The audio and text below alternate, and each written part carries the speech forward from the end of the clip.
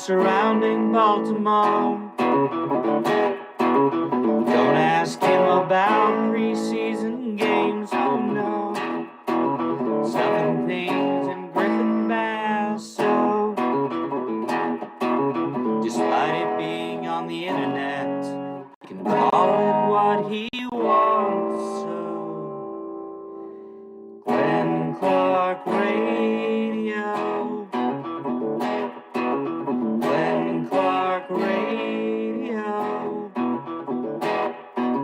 Glenn Clark Radio.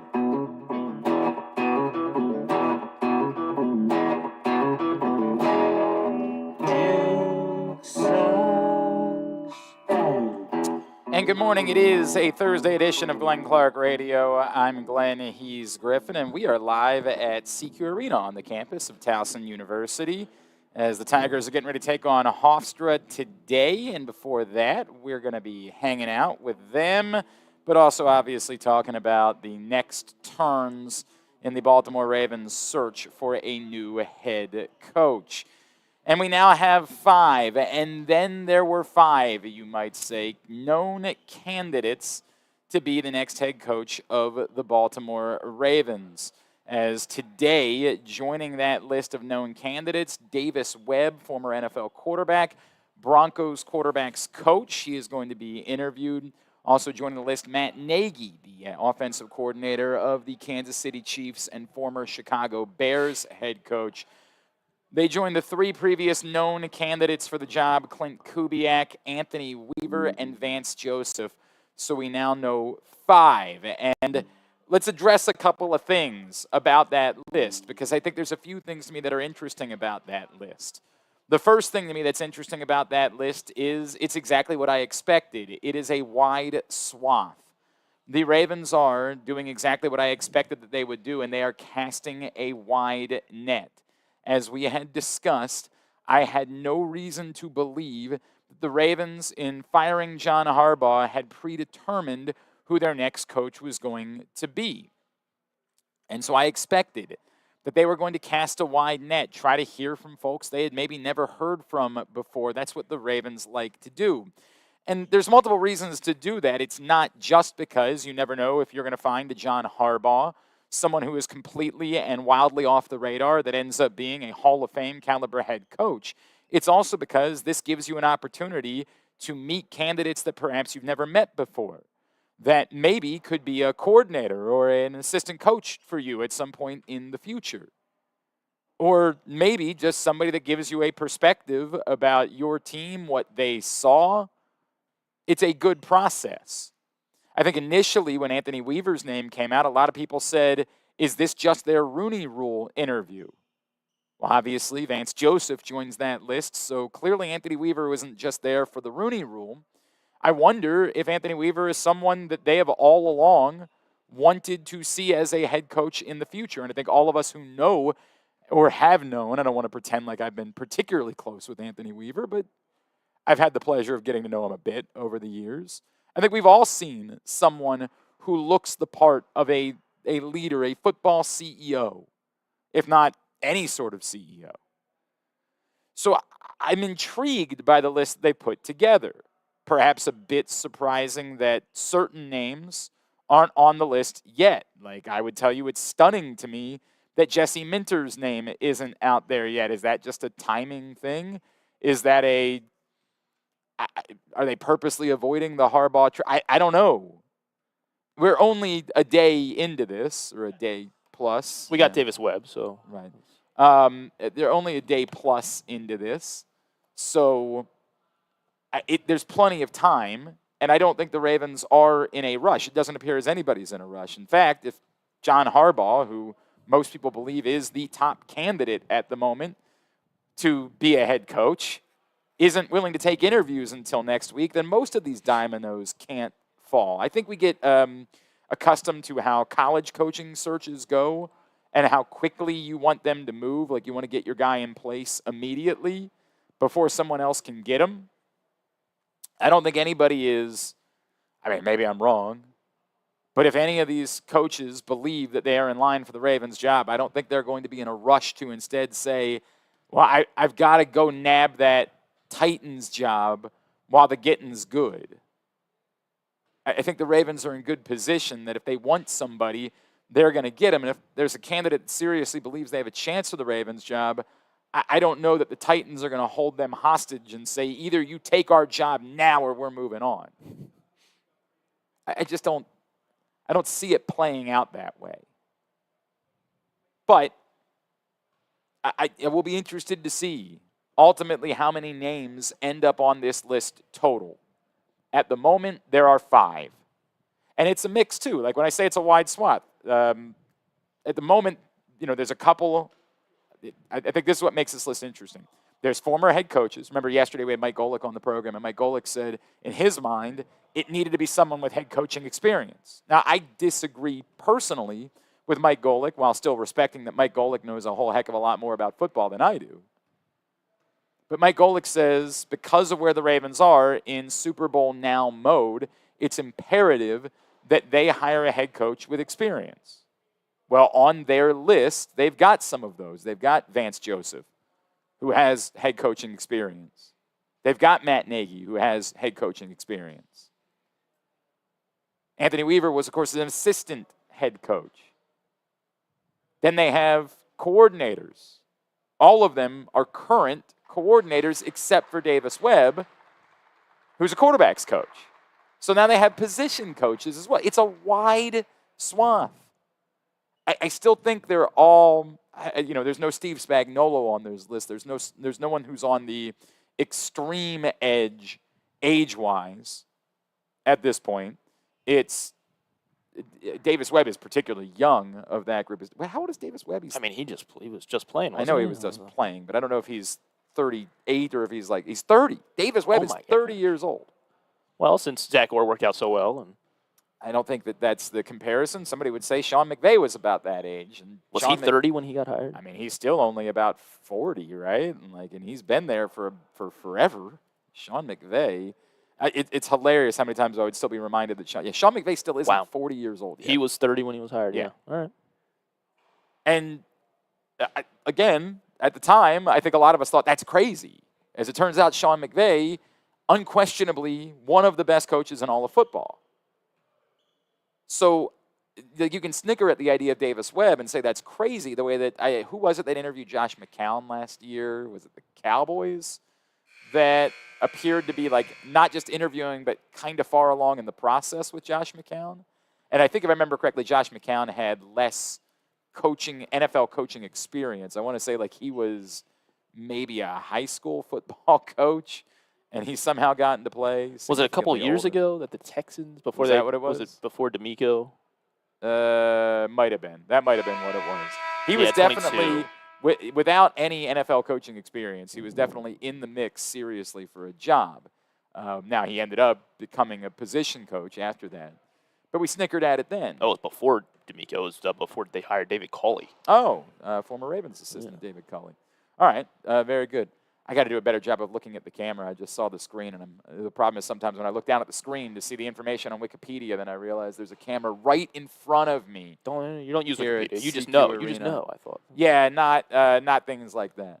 Of the list, somebody would say, well, who's your guy on the list so far? Well, you know who it is because it was my guy beforehand. I've made no bones. My guy is Clint Kubiak. But I say that acknowledging I have no idea. I'm basing that off of last name? A little bit off of last name, but also off of what he's done in Seattle and his connection to Mike Macdonald. And if we all think that Mike Macdonald's the greatest coach in the history of football, which based on the way that we've reacted over the last 2 years, clearly we all think Mike Macdonald is Vince Lombardi. I got to be honest, if there's anything that I'm over the way we talk about Mike Macdonald, which isn't because I don't think he's an outstanding coach. It's because we talk about it like somehow the Ravens should have known that they needed to fire 2 years ago a guy coming off an AFC championship berth and a number 1 seed in the AFC because Mike Macdonald was the greatest coach in the history of football, and there was no way you could ever find another Mike Macdonald. I personally don't believe that's true. I think Mike Macdonald's a hell of a football coach and happened to work for the Ravens. I think there have been other good football coaches that have worked for the Ravens. Gary Kubiak won a Super Bowl after leaving the Baltimore Ravens. Should the Ravens have fired John Harbaugh then? Like, sometimes your guys are going to go on to have success elsewhere. The idea is that you replace them with great coaches. I'm not really all that worked up about the fact that Mike Macdonald left for Seattle. I am worked up about the fact that they replaced him with Zach Orr, and that's not worked out whatsoever. I think you can go find your next Mike Macdonald. But if you think Mike Macdonald's a good coach, then I think there's value in the fact that Clint Kubiak has been with Mike Macdonald, on top of the value that Clint Kubiak has had throughout his life because of his father. And the thing that I keep saying that I like about Clint Kubiak's offense, sometimes football is simple. Do you have a game-changing special player? If you do, give him the ball a million times. Don't overthink it. When you got that guy, just get him the ball. And that's what Clint Kubiak has done in Seattle with Jackson Smith and Jigba. Let's not make this too complicated. That guy who's special, that's different than everyone, let's just throw him the ball. And then throw him the ball again. And then throw him the ball again. And then you know what we're going to do after that? Let's throw him the ball again. I like that about an offense. Don't overthink it. So, yeah, I've said it a million times, Clint Kubiak's my guy. But I don't know. It might be that they get into an interview with Clint Kubiak and they say, this guy can't coach. What are we doing here? This guy can't be our football CEO. We'll find out. You mean for offensive coordinator? No, I don't mean for offensive coordinator. Drew Forrester, Dude, nice of you to show up. How about this Wizards trade? Nobody cares. Nobody cares. I got Trae it doesn't make any sense. Just shut up. Shut up. No one cares. Oh, I care. Got Trae Young. They got Trae freaking Young. No one cares. Ice Trae. No one cares. How's your week? It's been busy. It's been fun, isn't it? You know, it's really funny. We thought about not doing this today because, like, this is what you do this for times like this.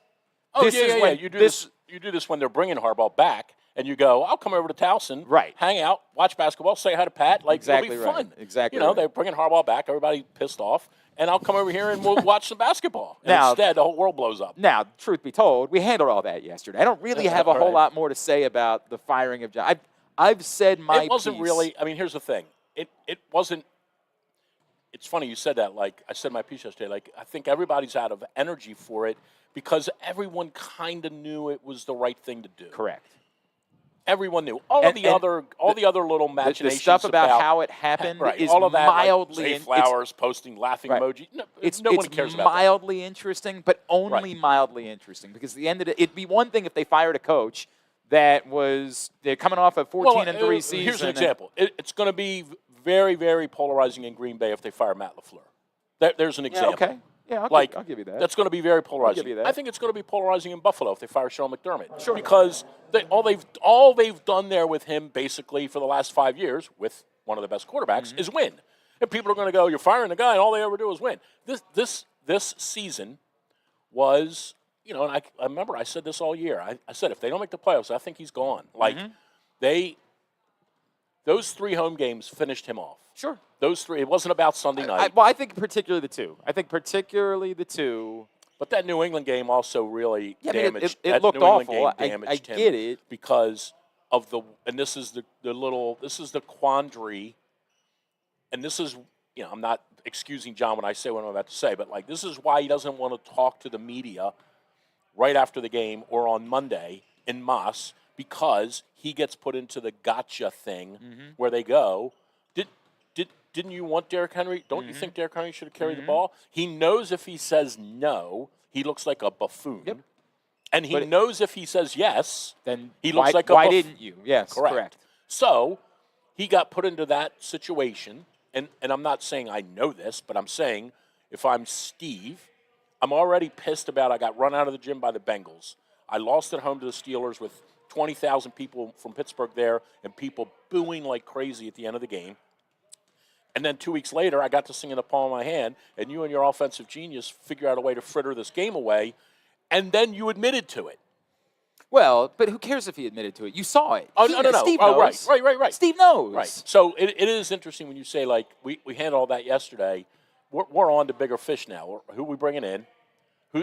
And we all, and, you know, and I wrote this today, like, when you fire the coach, you are saying without any question, we think the coach is the problem. That's what you're saying. Or the biggest problem. Well, right. But you're saying we can't win with this guy as the coach. And you're saying that or you'd fire him, right? We can't win with this guy as the coach. If Steve Bisciotti thought, go get a new quarterback, go get a new cornerback, go get a new linebacker, and go get a new rush end and keep the coach, then Steve would go into Eric and say, get a new quarterback, get a new, like, it's not as easy as that because of the cap. Correct. But in theory, if you thought it was the players, you would go in and say, get rid of the players. Instead, he said, it's the coach, get rid of the coach. But there's also room that he might think that it's both. He might think, and that's the part that maybe it is interesting to me. Well, it might be both. I guess that's the point, right? And that's what I wrote today. Like the white elephant in the room is now it is on the players. Well, it's on the players. It's also on Eric DeCosta too. Oh, sure, like sure, the spotlight's absolutely on him. They got to give him. They got to beef up the roster, no doubt. But I guess my whole point to this was, this is exactly what he did with Brian. This is identical. Now the records and the way they got there might not have been identical, but the reason he fired Brian is he didn't think Brian could take them to where they needed to be. Lost the locker room, whatever you want to, however you want to call that, right? So he said, "What's up, Gaff? How you doing, buddy?" He said, effectively said, "I don't think Brian can do it, and I think this guy can." Right? He was right. Well, he was right. He was wrong because he thought another guy could. Well, that's right. That guy, that guy could. Let me say this: the committee thought that John was. It was actually Eric who thought John was the guy. Yeah. But interestingly enough, when they fired the last coach, they rolled the dice and said, "We think we're right," and they were. Well, I still think it would be interesting. And look, Steve doesn't talk anymore, so we won't get that answer. Right. But I think it is interesting. Was there a second conversation? Is there a conversation? We said, "Hey, by the way, Eric, we're good, and you're going to get the opportunity to fix this, but we also need to talk about the overall build of this team and your overall philosophy of how you build a team." Do we need to have that conversation too? I think there are other, like the part that we don't know. We know that he fired John Harbaugh because it's transaction, right? Like we have to. Right. But is there a second meeting that's going to happen in West Palm Beach in a couple of weeks after they finish this coaching process where they said, hey, when you're at the Senior Bowl, we need to talk about how we've just been picking safeties for a few years. We need to have a conversation about whether or not that's the right way to go about doing things. We need to talk about what our strategy is going into free agency. Is there still another conversation that's going to be had about the team that we just don't know yet because it's not a transaction? And because at the moment, what they have to do is hire a coach and put together a coaching staff, and that's the first thing that's in front of them. Well, and doesn't some of I'm not disagreeing with you, by the way. I don't think, let me say it the right way. I don't think you have to say that to Eric. I understand what you're saying, though. You're saying it might need to be on the record. Like, it's a warning shot. It might I'll give you an example. It's like getting fired and you didn't have a warning. Right, correct. Like, now, who would do that? Right. Yeah, who would do that? But and John, in some ways, and I guess I would say this, in some ways, John didn't know that was coming on Tuesday. John knew that there was a chance. John knew that there was some discontent because he and Steve had talked about that. But John thought on Tuesday morning, no problem, right? So the interesting thing moving forward will be, does Eric get that exact same thing? Look at this man. We will see. We will see how that. What are you doing? Why are you? Hey, buddy. Is this the way it works now? We have to stand and salute? He's the head basketball coach at Towson University. What a strange moment. My apologies that I am a minute late. I didn't know I was on. Well, you're not starting. I thought because that would probably be a good choice. Based on the way we played last week, that would probably be a good choice. I thought you guys fired me because no. And then my astute SID Ryan Field let me know we're not going to kick you off, I promise, Coach. We're happy to have you here. Well, yeah, good. We should probably say that's Coach Pat Skerry, Towson Basketball coach. He loves joining to be us live here from SECU Arena. We appreciate getting you guys out today. This is awesome. Well, you've come over to see us enough, so we figured it was time. It was time for you to have a home game. Yeah, we're the home team. But you really didn't time it well. He's the longest serving. I shouldn't say this. He's now the longest serving head coach in Baltimore. Why are you doing that to him? Don't. Sorry. Yeah, why are you doing that? Don't say that. We lost not a good coach, a great coach in Coach Harbaugh, great coach. So yeah. What do you think when that happens? Like, as a coach, right? Like look at I think kind of a bummer, right? Yeah, it's.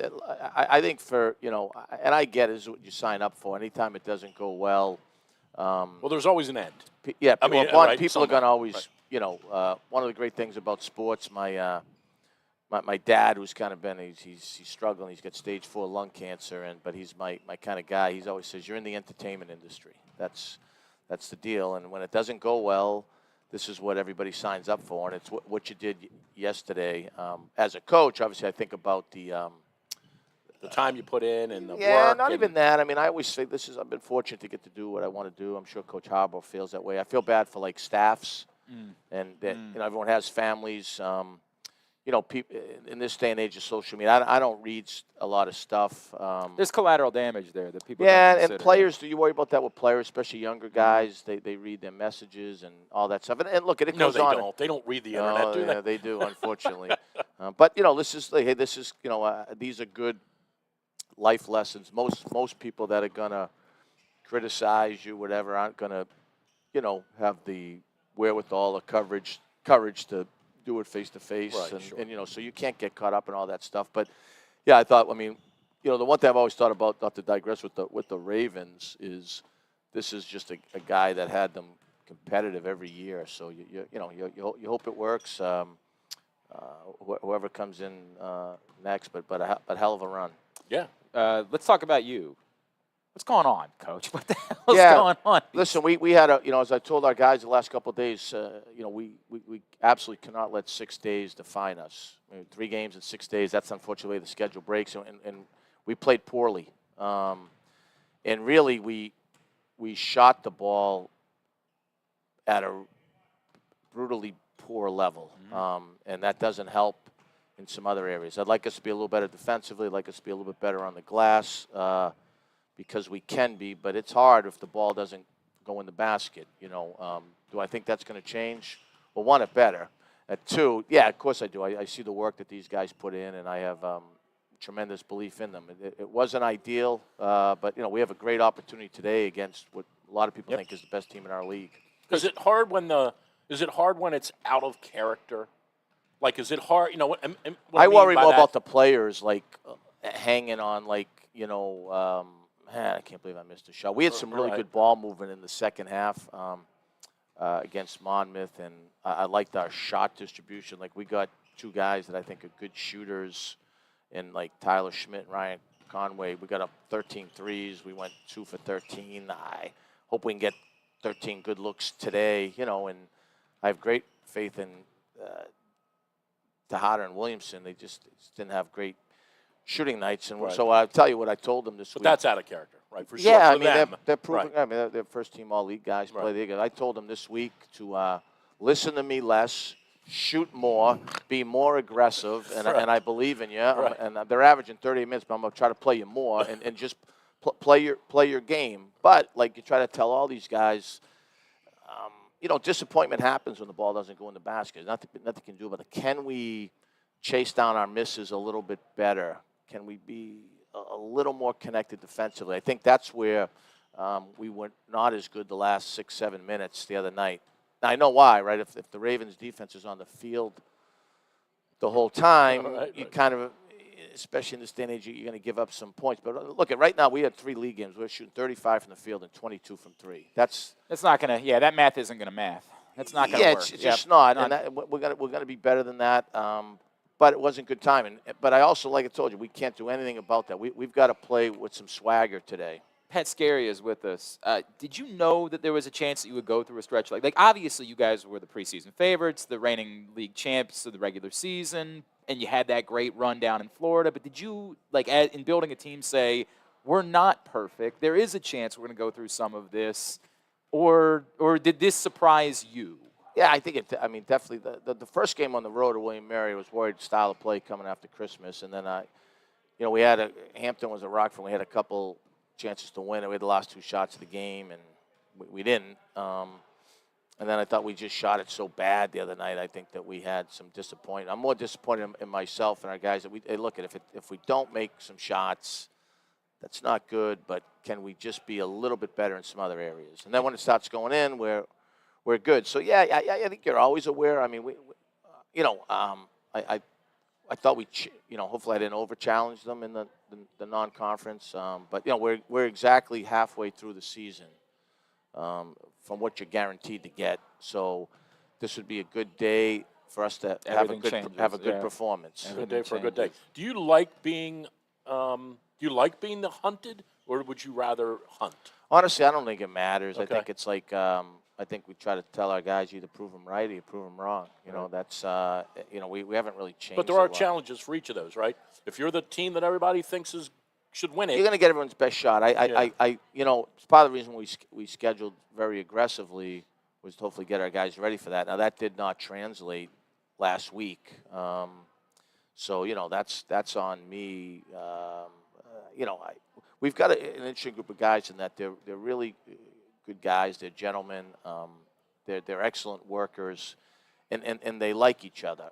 They're not overly vocal, and some of that's just personality. Right. So right. I think it's been a little more of a struggle trying to get some guys to don't worry about telling Johnny that you're pissed at him. He'll get over it. Like I don't know if that's just the group. But I do have great confidence in the group. This time of year, you always have a lot of anxiety.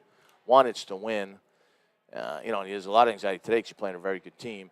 And two, you always have anxiety trying to make sure kids know to win, we've got to execute. It's a process. Yeah, right. you just don't say, hey, lucky sevens, let's throw some shit in here. It's part of it. But it's more like don't worry, it's 2026, Coach. But you know what I mean? You can It's more say like, that. hey, if we play the right way, take the right shots, take it like we have great belief that we'll be fine. Sometimes when it doesn't go well, though, it can move quick on you. I think we fell into that. So I'll go back to what I told you. We cannot let 6 days of poor playing define us. Very out of character for Pat Skerry to say a nasty word. As everyone who ever sat by the Towson bench knows, very out of character. This is an interesting to me question related to where we are with college basketball on the whole and college sports. I think everybody knows you all brought back Tejada and Williamson, and that comes along with, in this era, you got to pay those guys. That's the way that it works. And it's great, right? Like, they're incredible players. But what is that dynamic then when everybody knows two guys are getting paid, and how does that work with a team? And do you have to go out of your way to address it, talk about it, try to make sure everybody feels like they're still valued? What is that dynamic like? Yeah, it's different. If you're not into it, don't do it. I still think, obviously, I could tell you to a T how we put our roster together and why, based on what we had, and now we got to make it work. It's different. That's not going to change. Yeah, you're always worried about that. And I think my AD Steve has done a great job with it too, and we're still trying to figure out as we're looking at some portal stuff now, and we subscribed to a couple analytic services and what we're going to need, where we're deficient, what's the inventory that agents have, believe it or not. Yep.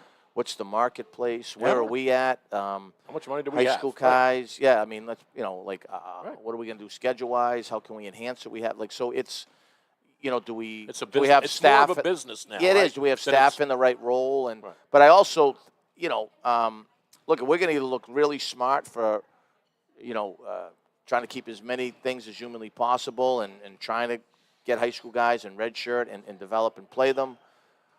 Or, I'm smart enough to know we're going to have to look at what's out there and figure out how to adjust it. But we certainly haven't figured it out perfectly. You do spend more time on it, and it's different. Like, your players are going to get paid, and I think there's also a valuable lesson for some of our guys that with that comes a new different pressure. level. Yeah, New yeah. pressure. It's right.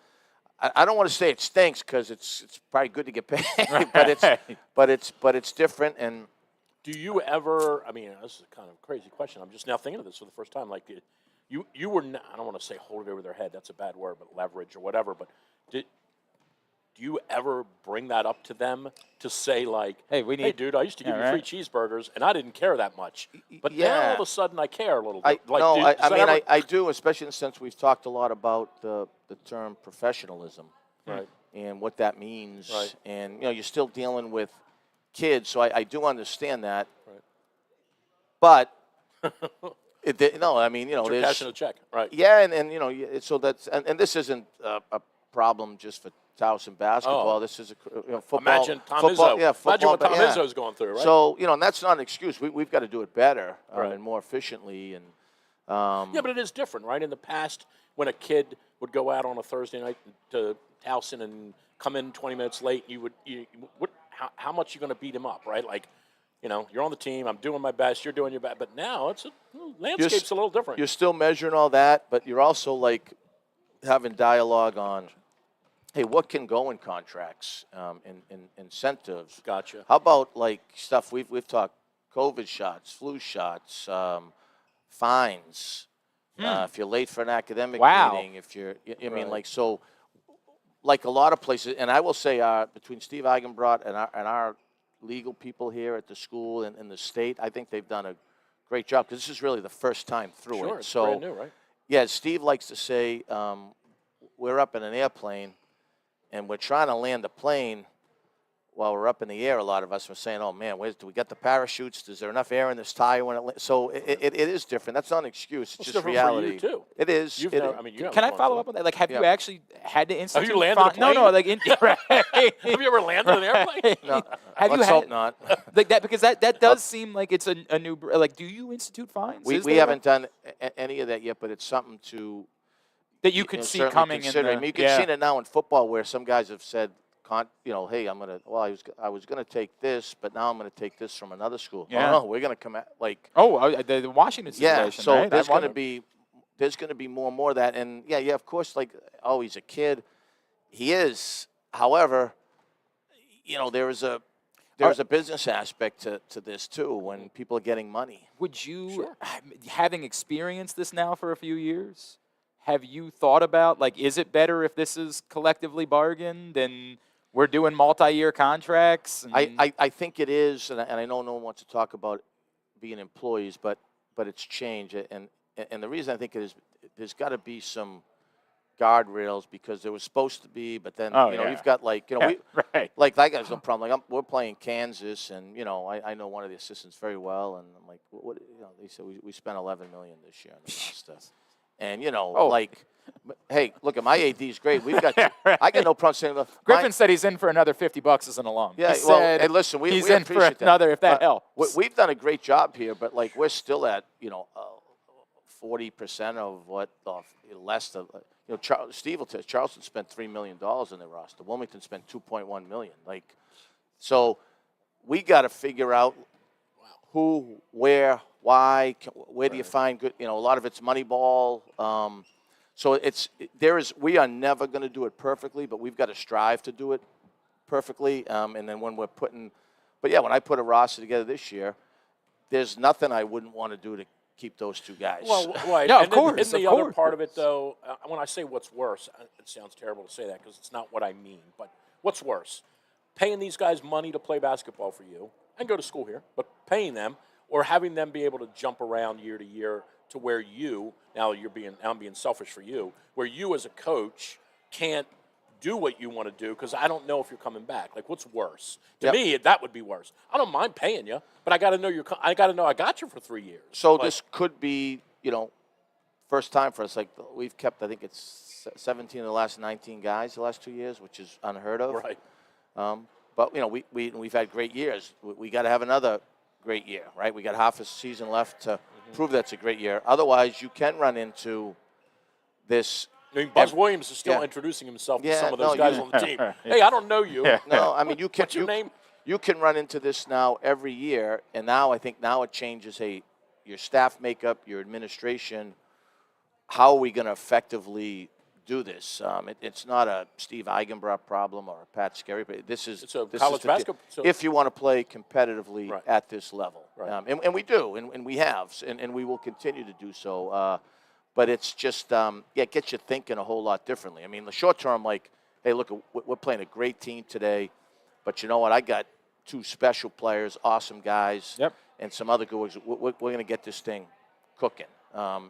But I'm also, this is the first time where, we could have an off season where, like I've got a lot of guys the last 3 years, they've said to fill 10 guys. And, we've been out recruiting high school guys. And they're like, so I don't know. It's going to change from year to year, I think, Drew. Towson playing Hofstra at the day at 12:30. One of the things I've appreciated is how much the school has invested in trying to get people out to games.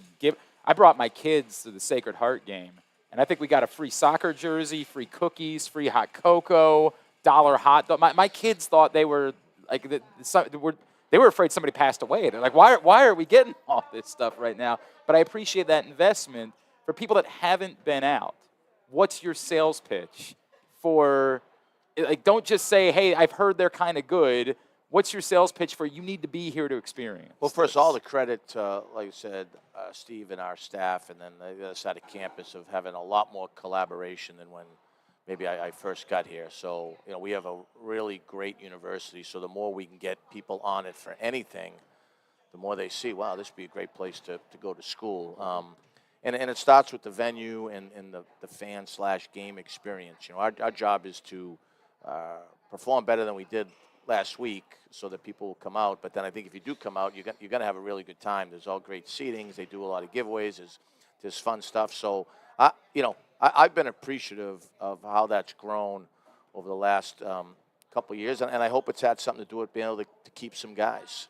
And win some Those games. were the days in the Towson Center. It was me, Glenn, and about 32 other people. And you. I get it. That's hard. Look at it's hard. Those were the days, right? Look at it's hard. So once again, I go back to it's what you sign up for. Right. You got to be thick skin. You got to get through it. I always tell our guys, I hope it goes really well for us, and then it's really easy. And if I had some pixie dust, I'd make that happen. But that's not the way. I do think it's kind of goes. funny when I just did it, right? I parked over here, and I'm obviously here a lot, but I parked over there, and you walk through the Towson Center to get here. That's kind of cool in my mind. Like the fact that building's still there, and you know, right? You started there. You walk through, and you're like, man, you know what? We've done pretty well here. We got ourselves a kick-ass arena. And it's funny. We're about to start some renovations on the Towson Center, and for about 3 different times, I just wanted to put lipstick on a pig, and we've had meetings, and then now we're going to actually do it right. And Steve asked me, what do you think? I said, we've been living in Ecuador. This looks like the Bahamas. Right. I mean, what do I think? I mean, it's the Towson Center has a lot of great history. Right.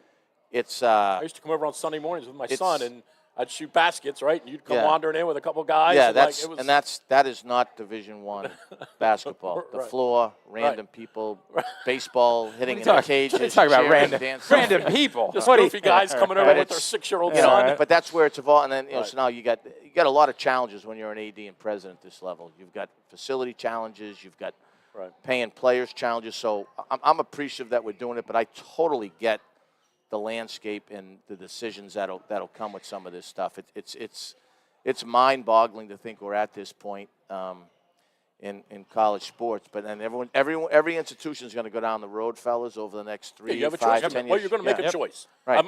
Do you want to go down to D.C.? Do you want to go 695? You want to go 95? You want to go 2? You're just going to have to make choices. No doubt. You're either playing the game or I'm not picking on the Ivy League, or you can just do what the Ivy League does and just be the Ivy League and play on Fridays and Saturdays, and that's what we do. And no, they're just choices. Like you go to a restaurant, once you order, you can't send it back. That's the one thing. The way it works. Right. Pat Skerry, he's got a game to get ready for today against Hofstra at 12:30. If you can't make it out, it's on TV. It's on Monumental. I thought I was going to stay up here. The way I had my guy shooting last week might be better if I stay. You just want to do this? You want to send? Hang on. You want to send Drew down? You want to send Drew down? Give me a couple plays to run. You think that's a good idea? He's going to tell him what hole the windmills Okay, on. tell us the truth, because Griffin, I think, is going to sit in the presser. Do you want us to get on the refs today or not? Do you want us to? We can. I'll move out of it. Look, the referees always can use some help. We got a great crew. Yeah, we got a great crew today, but they always tell us some things about their background. We can heckle. Yeah, I'll sit right behind Spiro. Drew and I have a history. Well, one guy's from Boston, so he's an old friend. So I like that when I see that. What if I told you that I once might have gotten kicked out of a game for some of the harassing that we did? That's not good. At UMBC once, Phil Stern turned around. It was the women's coach at the time. And Glenn and I were just berating the girls on the other team and the refs. I thought that's what we were there to do. Phil turned around and he went, yeah, we're about to get the ass. Gotcha. Then we knew we knew. It So was- we know from you. Like if we're down there today and we're giving it to Yeah, them, just all you got to do is just go, say, yeah, enough, too far. Most times coaches get upset at officials stems from frustration that we're not performing up to the Yeah, level that and we so know, you got that we know that we to take it out can. on somebody. All right, no doubt. Well, go Pat, get them. Thanks, great guys, to for see having you. me on. Thank you Appreciate for you. coming up Right. here and hanging out with us. Towson coach Pat Skerry joining us here live at SECU Arena. Always appreciate That was a good. him. Remember, Phil turned around and goes, It "Hey." was funny. But didn't he ask us to come over Well, there he and do did that? because they were playing like Vermont or something. Yeah. He's like, hey, if you because remember there was like this absolutely, I don't know if you remember the specifics, but there was like this absolutely stunning like Danish girl on one of the Yeah, I teams. vaguely remember that. And this is way before you were married and you Yeah, were yeah, ethical. definitely, right. And you're like, my God, you're beautiful. You're. Was that exactly how I said it? I don't well, remember you if might have that said was- something else, I but remember if that's exactly how I but said Phil it. turned around. He's like, hey. No, my best line that day Oh. was I screamed. I screamed a at him. foul I for said, breathing? said, "Oh, we're just giving fouls for breathing now, huh?" I think I finished him off. And Phil just said, Yeah, enough's enough. and I said, "I thought that's why you.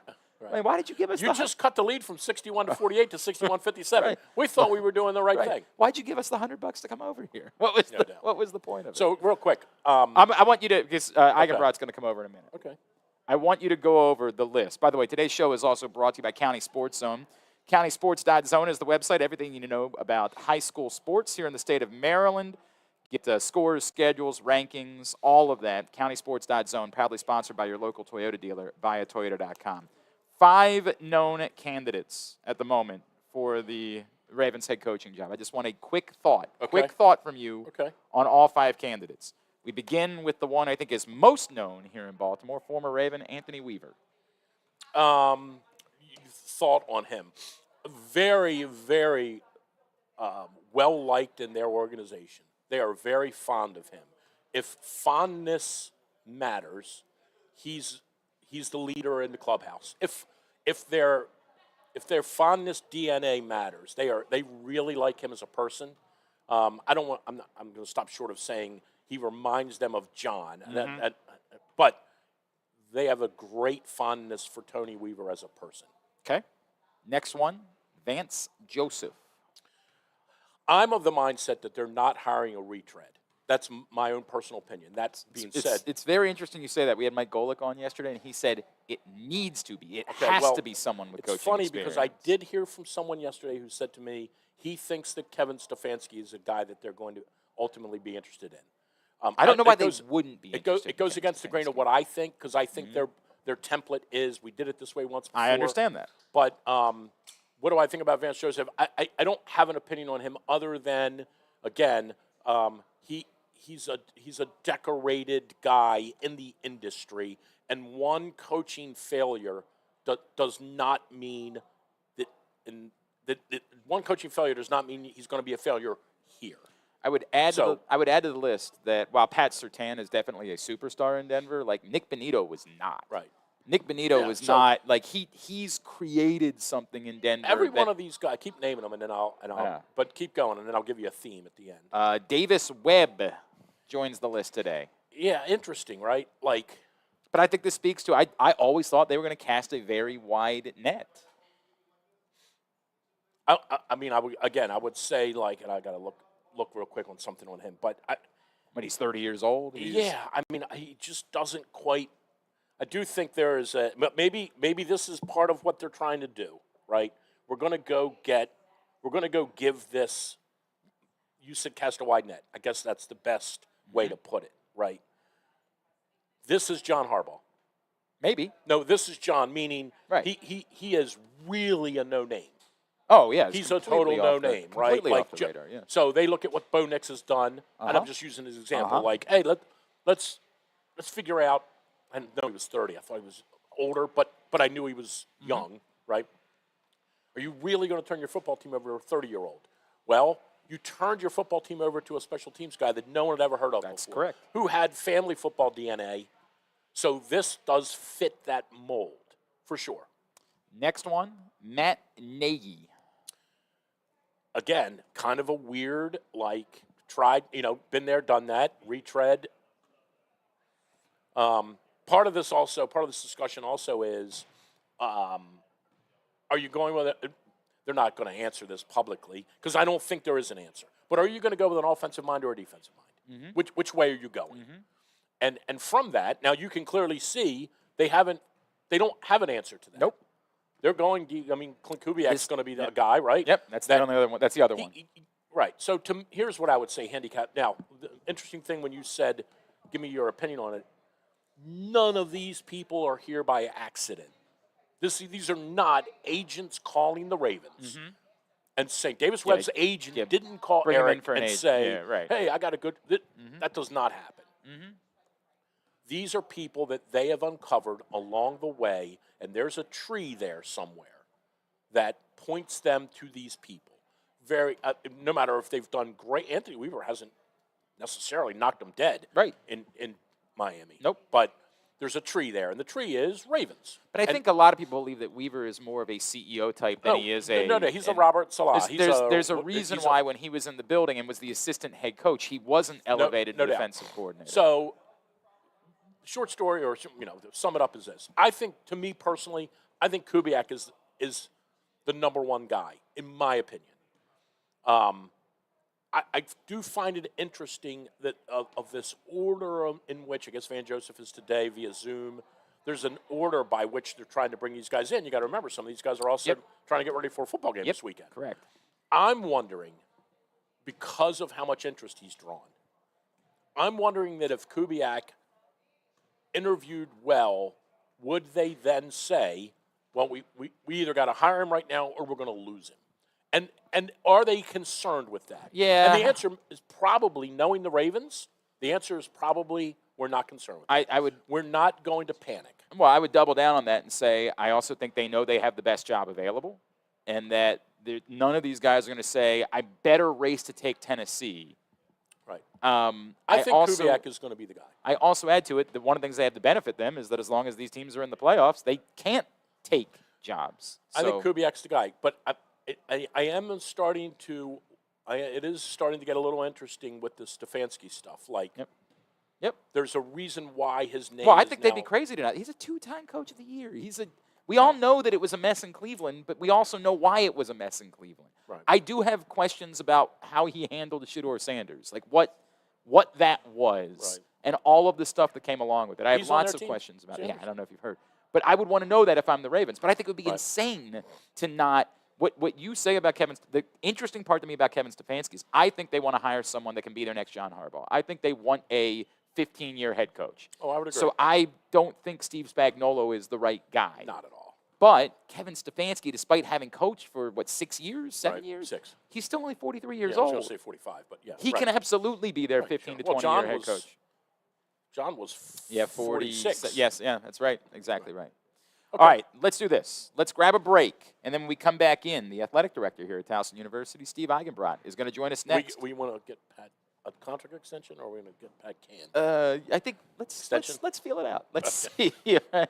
How does it benefit us? Yeah, right. We'll talk to Steve Eigenbrot next. Drew's here. It's Glenn Clark Radio. The weather's getting cooler, so when you and your family are picking out a place to dine, be it lunch or dinner, let's make it nice and easy. Now, with 2 great locations, the Costas Inn remains your #1 destination. Whether you want to get steamed crabs and the full Costas menu out at the original location at 4100 North Point Boulevard, or sample the complete menu minus the steamed crabs at the new location above the grandstand at the Timonium Racetrack, Costas is your place to go. Check out the website CostasInn.com for a look at the menu, and if you want to plan that crab feast, call 410-477-1975. The Costas Inn. Get in the game with Volo Sports. With over 15 sports to choose from, join a league or grab a Volo membership for discounted play, free daily pickups, fitness classes, and exclusive events. But the best part? A portion of every league fee helps the Volo Kids Foundation provide free sports to over 5,000 kids across Baltimore City each year. Don't miss out. Early pricing for the winter season ends December 12th. Final registration deadline is January 15th. Sign up now at volosports.com/Baltimore. Gambling can be a fun and entertaining experience, but there are risks involved. If you're planning on betting on the game at the casino or on your phone or computer, know your limit, stay within it. Set a budget and a time to stop. Remember, gambling isn't a financial solution, and it doesn't mix well with alcohol or drugs. Know the risks and have a plan before you begin gambling. For free and confidential services, call 1-800-GAMBLER 24/7 or go to helpmygamblingproblem.org. The latest edition of Pressbox is available now, and it's our annual Best of issue, celebrating the top people, performances, and moments of 2025 in local sports. On the cover, we recognize 4 of the most significant athletes of the year: Orioles pitcher Trevor Rogers, Navy quarterback Blake Horvath, Maryland basketball star Derek Queen, and our 2025 Mo Gabba Sports Person of the Year, Ravens safety Kyle Hamilton. Pressbox is available for free at over 250 locations throughout the region, including your Baltimore area High's Dairy stores. Plus, you can read the entire issue online at PressBoxOnline.com, where you can also find great betting advice and the best daily coverage of the Orioles, Ravens, and Terps.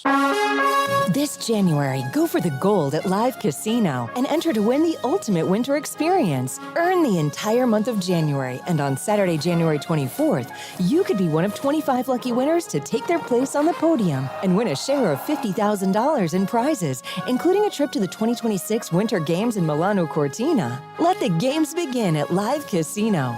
At Arundel Mills, must be 21. Please play responsibly. For help, visit mdgamblinghelp.org or call 1-800-GAMBLER. Contrary to what some people believe, I actually like this guy when he sleeps. Glenn Clark, talking sports. All right, back in here on GCR, and we are live from SECU Arena today here on the campus of Towson University. Drew Forrester is with Towson us. State, by the way. It is definitely not. Definitely not. Definitely not. You got to understand, Drew's 100 years old. Like I remember when it was Towson State. 100 years I still have a old. Towson State sweatshirt. Well, that's good. It's But not they Towson sell. I State, think they no matter sell how them in many the times school you say it. store still. Do you have the normal school shirt? I guess that's do. the real Oh, question. I do. Yeah, If right. it's Yeah, 100, do you have a yeah. real one? I got plenty of those. Yeah. I got plenty of those. Towson getting ready to play Hofstra today, and we are joined now by the athletic director here at Towson University. He is Steve Eigenbrot. Steve, it's great to see you. Thanks for coming over and saying hello. Yeah, great to be here. Appreciate you having me. Steve, it's funny because I'm going to present this to you. I think that you are looking at something that maybe is similar to what we've been talking about with the Ravens in recent years. Sustained success, consistency, right? And the value of that and how you measure that versus, but we want to win championships, right? Like as an athletic director, as an executive, how do you measure the value? And how difficult is it to measure the value of consistency versus maybe this is the year we go all in and say we want to win a championship this year? Yeah, I think it's real difficult.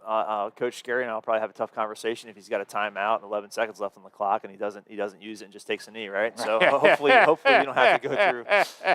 Hopefully we don't have to go through that. You're saying that you're confident that Pat would put Derrick Henry on the field. I think we'd run a play there. I think we would. I feel good about that. Coach Shinnick too. But I digress. Yeah. I'll say this much. I think, Coach Skerry's won championships, right? And obviously 1991 looms large in the halls here, right? It feels like it's about time. I think we were called Towson State the last time we were in the tournament, correct. right? We need to change that for sure. And so I think at the end of the day, when you're in a one big league, you have to recognize that playing meaningful basketball in February is a part of the standard, and Pat's met that standard every year. And the same token, our fans have gotten frustrated the last couple of years. We made the tournament and haven't gotten the ultimate goal done. So let's realize that this isn't the tournament. This is just 3 games in January, and there's a lot of basketball left to be played. And I have a lot of confidence in this team and this program. And obviously, Pat started the standard before I got here, and I've just kind of been enjoying it along for the ride. The world's changed a lot in the last 3.5 years. Don't get me wrong. No. And so we've figured out ways to evolve into it, I think, and obviously pick to win the league. Our standard isn't losing 3 games in a row, but I think you got to appreciate the sustained success, but make sure that you're sharp and you're not settling on anything, right? I mean, we won two league championships in the 4 years that I've been here, and I think that says a lot. There's nothing about our history here at Towson that would suggest, in my opinion, that our men's basketball program should be as successful as it has. So, tip of the cap to Coach Skerry, but we're all ready to make the next jump for sure. Well, the interesting thing is, from a conference standpoint, Glenn and I can remember. At one point, now I'm going back, 15 years ago. But at one point, the CAA was a rock star conference, right? You had Old Dominion, George Mason, VCU. VCU was in the final, right? Yeah. So now you've got this new Coastal Athletic, but you've got this new CAA with all these new teams, and it does add some. To me, it adds a lot of interest because from year to year now, you're not really quite sure who's going to be great, who's not going to be so great. You're hoping you're going to be one of those, right? But talk about this new alignment, if you will, And just because you got some teams that do it in football, but then they're not in basketball, and some that are in basketball and not in football, right? Yeah, no, that part's certainly interesting. When you look across the league and you try and find some peer institutions, right? Who are the schools? Used to be Delaware as an example, right? Like Delaware was always a big deal, football and basketball, because you knew you were playing them. Yep, yeah, definitely a big deal, but also kind of unique in the sense that, flagship of their state, right? Like obviously, we don't have that here in Maryland. And so, like, really, Stony Brook, who's kind of a new addition to our league, is probably the closest comp to us in terms of, a 4-year public, non-HBCU, has football and men's lacrosse, right, which are two really large roster programs that from a Title IX perspective really change what you're doing. So, it is definitely interesting. Our football league looks a little bit different than our basketball league. The one good thing our commissioner does a great job.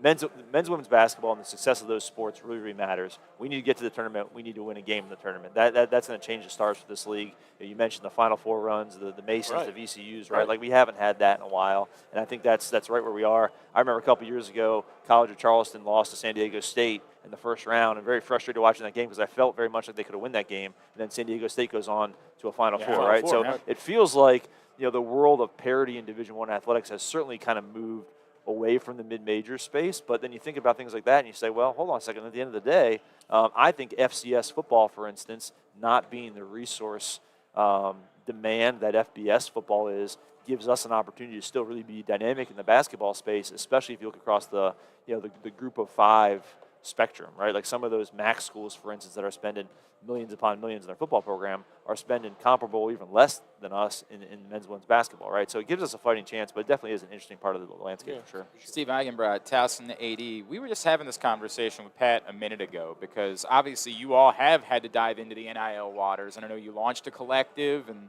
I think everybody knows that you've been aggressive in keeping around some of your top basketball players these last couple of years. But where this is headed, and some of the questions that we're asking now, like I know there's been great pushback to the idea of athletes being considered employees and the idea of collective bargaining, but is there an argument that we're at a place where at this point maybe we need this now? We need multi-year contracts. The toothpaste isn't going back in the tube.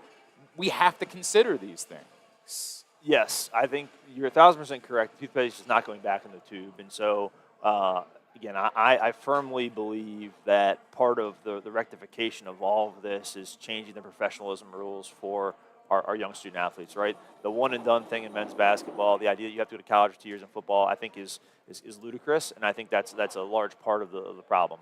That being said, that's going to get solved at a level that's much higher than where I sit, and at the end of the day, this is here. I think over the last 10 to 20 years, there were some things that we should have compromised on that we didn't. And so the transfer portal kind of opening up at the same time. But you went from 0 to 100 overnight, right? And if there's a 4 or 5 year gap in between those things, and we said, okay, we're gonna move toward the free movement of athletes, of student athletes, and then launch into this NIL era, 3 or 4 years later, I think there's a chance for us to be a little bit more rational. Right now, I talked to Coach Shinnick last night, 9,000 kids in the football portal, right? I mean, at the end of the day, the idea that somewhere around half of those don't end up with a scholarship, I mean, that's a real shame of the situation that we've created. However, I grew up in a world where it was all about, make sure you get your degree. We had kids in the 80s and early 90s that were graduating that couldn't read and write, right? So we had to do a better job, and I think we've done a better job. But now the world has evolved, and it's like, hey, where's my bag, as the kids call it, right? And you got to pay the kids. And to me, at the highest level, the kid at Ohio State, the wide receiver, super talented kid, he's got to come back to college again. He's ready, right? He's been the best player in college for the last 2 years, right? And I think that's kind of ludicrous. And so if you take the top off, I don't know what it changes for Towson, but I think it shifts the dynamic a little bit in terms of access to the free market, which is really what this is all about. And I think in college, we're not really well suited to deal with that part of it. But then you have the coaches, and I'm not a college coach doling out money. I give free milkshakes to my kids at Coward Hall. But as a coach, you want the luxury of. I'm about to report him for giving free milkshakes, by the way. Well, I'm going to call over. We have a machine. Oh, okay. So it's not really for free. You're not giving them. Right. But put in a quarter and you get a milkshake. Right. But as a coach, you want. I got 5 kids coming in next year to play. 9th graders coming in. I'm bringing them all in under the auspices of you're coming here for 4 years. Like as a coach, as Pat, I'm sure you can sympathize with him. Like I'm bringing these kids in. I need to know that they're going to stay here. Like How do I build a program if after 1 year you're skipping out on me, or 2 years? Right? Yeah, I mean, need to know versus want to know, I guess, is really what we kind of evolved. And I'll give Coach Skerry a lot of credit. And this is part of my conversation with Coach Shinnick last night. Like, Coach Shinnick's about a culture, right? He's very intentional about what it is that he wants to do and the way people are supposed to act. And it kind of takes a couple years sometimes for kids to figure that out and buy in. And kids change a lot from they're 17 and 21 years old. But that being said, it has shifted a little bit, right? And at the end of the idea, while you may want to think about a 4-year commitment, and like right now we have some kids on our team that are probably well positioned to redshirt. But at the end of the day, you're redshirting someone with the idea that they're going to be around for years 2, 3, 4, and 5. Well, like that's no longer really a given. So I think you've got to evolve, and some of the things that coaches really want to have, or you said, like, I need you to be here for 4 years. Well, that's not a reality anymore, right? So you've got to evolve in terms of how you're building a roster. Coach Metal, for instance, our volleyball coach, he talks about, hey, I want to have a third transfer as a third freshman and a third international. Well, that's the way it's worked, and Coach Skerry's been intentional, I think, about going into the high school ranks. I think the next Tyler Tejada that we're going to find is very unlikely to come from the portal, because I'm not sure we can afford an all-CAA player out of the portal. It's probably going to come from the high school ranks. So he's been intentional. He wants to sign at least 3 freshmen. I think he's changed that. This upcoming class has 4. And so just kind of whatever you did before, however you got here, you got to rethink it. It's fluid, right? Yeah, very much so. Moving around all the time. Are you I'm going to ask you this, and this is not. I don't mean even on the field. So I don't mean on the field. Are you happy with football at Towson? Not on the field, but just as a program, as an entertainment product, as a destination for people to come and be here on a Saturday. You happy with where it is? No, I think I said yes, and I said no. So I thought you were going like Coach Shinnick's leadership. Very happy with, excited about that. Right. I think we actually had an hour and a half meeting yesterday about trying to make sure that we do a better job. I think we've really basketball gone to the community, K-12. We've got great crowds. I think we've got a ways to go to get football back to where it was, before I got here when we were going on a championship game run. I know it's happened here before, whether that's engagement with the students, doing a better job with tailgating, and then also reaching in the community. I think we've made a couple strides since I've been here, but I think we've still got a ways to go. Really excited about our schedule for next year. We open up Thursday night against Maine, which I think will be great, and then we follow that by playing Morgan at home as well too. So we have some daunting games early in the schedule. We go to Navy, we go to my old employer, South Carolina. So I think those will be good trips. Navy though, however, my first year here, they lost to an FCS Delaware team. So you never know. You roll out the football. Plus, it's one of those games where if you don't get the win, I don't think it doesn't really hurt you. Right, exactly. So we'll be excited about that. Right. Not a bad road trip for the boys. And then, excited about those opportunities. I think playing a Thursday night game here the first week of class, underclassmen especially, get them out here, get them to understand, hey, this is a habit we want you to be a part of.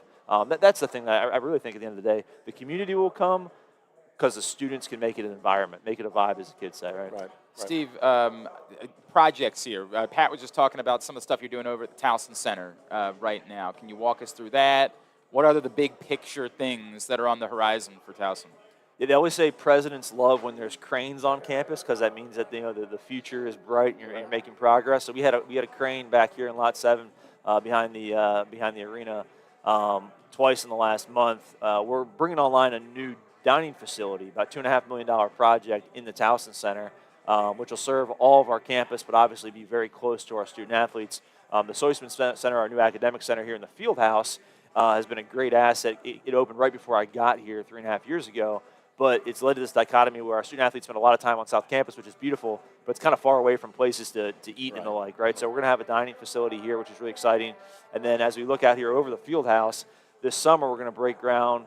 Here it is. It's a 9-hole golf course. Yeah, you've been waiting for it. It's a 9-hole golf course, right? It is not a 9-hole golf course. Come on, Steve. I wish it were. Although our friends at Hayfields, that's been a great addition for our golf program. So excited about that. That's great. That's been a lot of fun for them, both our men's and women's program being up there. But yeah, the field house that we're looking at right here is going to undergo about a $34 million renovation, which I think will be a really, really big opportunity for that's going to be about $25 million, and then we're about another $10 million in the Towson Center. So renovating both the training rooms, bringing online some new meeting spaces, finishing the academic center, and so I think that's going to really refresh those two pieces. Like I would contend, I said in the conversation with the president, the last 6 months competitively, I wish they were a lot better on the field. But I feel like what's happened in the last 6 months is that we've built a lot of foundation blocks, and getting those two capital projects through the state process for approval. South Campus 2 years from now is going to look entirely different, feel entirely different. I think the way we support our student athletes, between dining, both training rooms being renovated, we got a new weight room, and then that building being renovated, we're going to have a real opportunity to have a best-in-class FCS football program and then a mid-major athletic department. And amazingly, we're only like 2 weeks away from the start of lacrosse season, which is it keeps sneaking. It used to be March 15th. Now we're it's starting January 8th. in January, Right. which is nuts to me. And as far as consistency goes, there's been few things that have been as consistent as your lacrosse program has been. I'm going to ask this question. How do we get the schedule? How do we get it so we're playing games that people want to come out for when it's not 5 degrees outside, when there's not a foot of snow? Like, how do we fix... You want to flip the conference and the I would non-conference really... schedule? I know that the coaches don't want it. Like, it just feels like there's got to be some in-between to make there be more desirable games that are being played. And I know that it helps to play for championships, but I don't know. It's infuriating to me that the schedule always seems to work out this way.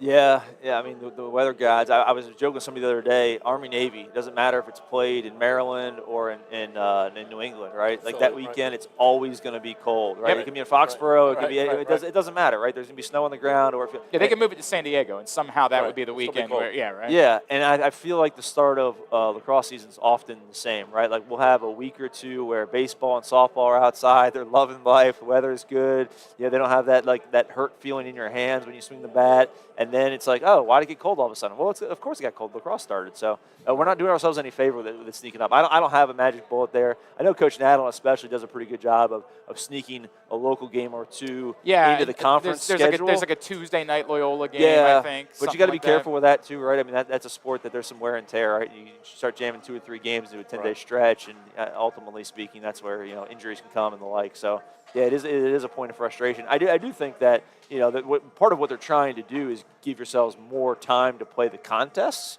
which ultimately helps.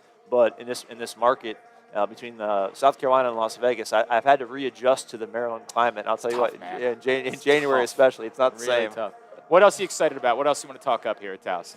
I really believe the leadership of Dr. Ginsburg has been a game changer for us. The next thing that we have on the to-do list will be renovating the Towson Center gym. We're really, really excited about that.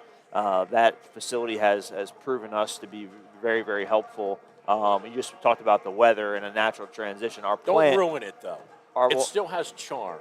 It's like Wrigley Field and Fenway Park. Yeah, have you been in there recently? I have. Were you I charmed? love it. I love it. Well, I was in there way before you were ever in there. I love that place. Yeah, I mean, I've only been in there for the last 3.5 years, so a lot of people have me beat in that regard. Our plan is to turn part of that into an indoor practice facility for our turf sports. Oh, wow. I mean, at the end of the day, there was some time last year, Coach Nadel was reaching out to me, hey, can you call the Ravens, who I know you guys were just talking about a minute ago, can we get inside? Because it's going to be 9 degrees, and the wind chill is going to be like sub-zero, and we're out, we can't have a productive practice. And Coach Nadelin's pretty hardcore. I'm not sure how much time you guys have spent around him, right? But he's a serious guy. We're going out. He's not worried about, but when it's 3 days in a row and it's sub-10 degrees, you're just asking for something bad to happen. So we're really excited about that, and all that kind of stuff doesn't happen without an amazing president, amazing leadership. Obviously, we're raising money for NIL, raising money for facilities, right? I mean, there's no shortage of opportunities, but I think there's a real momentum thanks to him and his value. That also helps you